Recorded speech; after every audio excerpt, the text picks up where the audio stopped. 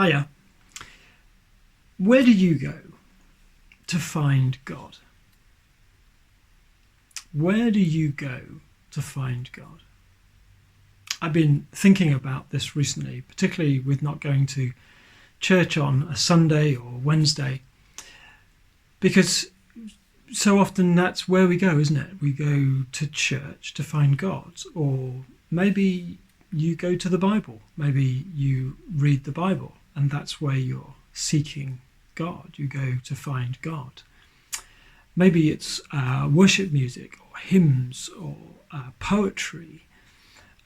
Maybe it's in beauty of a sunset or some awesome picture or other landscape or something. You know, we all have places that we go to look for God, don't we? I started going to church aged 2 weeks old, and in some ways I have been looking for God all of my life, and sometimes having a sense of finding him and sometimes not. But always that sense of looking for God, sort of going out somewhere to look for God. I was rereading my journal recently. I've been sort of going back over many years through my journal. And I came to a period several years ago when, over a period of some months, some years, that I had a kind of a fresh revelation and a fresh experience of God. And in some ways it was something I had sort of known intellectually. I'd known up here in my mind. But really I found a new, deep kind of heart knowing of this thing. And it was this. It's that actually I'm not separate from God. That where do I need to go to look for God primarily is in here. It's not out there, it's not out and about, it's not in external things, but actually it's inside. So I had an amazing experience, as it often has happened to me, in the mountains.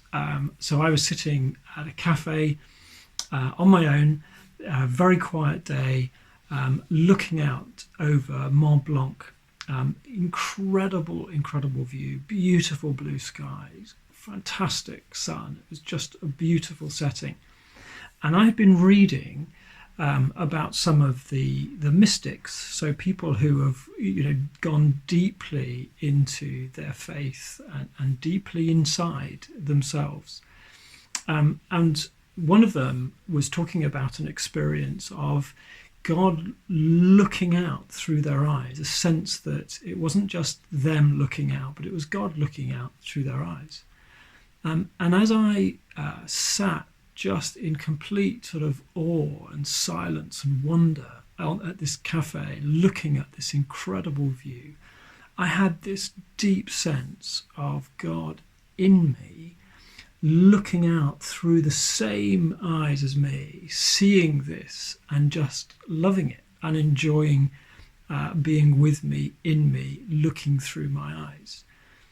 Now that was an amazing experience, and before you maybe feel that I'm getting slightly off the standard theological track and I'm getting a bit heretical, let me read some Bible verses to you.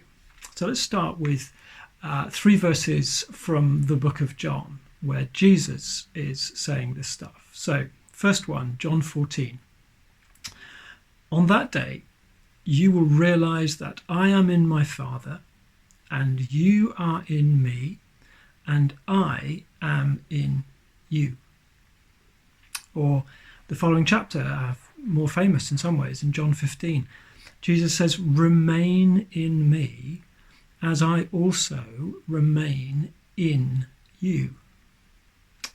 2 chapters later on, John 17, Jesus is praying for his disciples. He says this, I pray also for those who believe in me through their message, that all of them may be one, Father, just as you are in me and I am in you.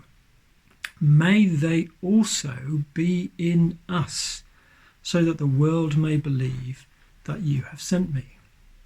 So Jesus very clearly understood that actually his spirit and his very life, that he himself is living in us, would be living in us. But it wasn't just Jesus. So listen to Paul. I have been crucified with Christ, and I no longer live, but Christ lives in me. Or in Romans 8. And if the spirit of him who raised Jesus from the dead is living in you, he who raised Christ from the dead will also give life to your mortal bodies because of his spirit who lives in you. Now, there are lots of other verses that I could have picked. So I don't think that I'm being heretical. I think this is something that is biblical. But at the end of the day, God lives in us. So where do we go? Particularly in these times when we're stuck at home, when we can't go to church, we can't go out and look at beautiful things in the same way.